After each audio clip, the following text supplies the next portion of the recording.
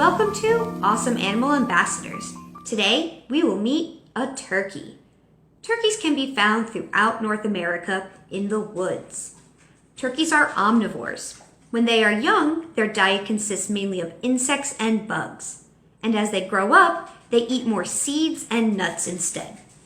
Turkeys are not very good flyers, but they can run on average 25 miles per hour, much faster than the average human.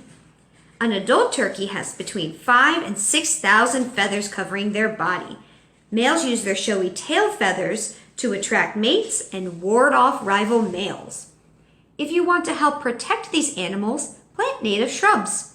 Turkeys use these shrubs as important habitat to hide for protection. Thank you for watching Awesome Animal Ambassadors. Join us next week to meet another awesome animal.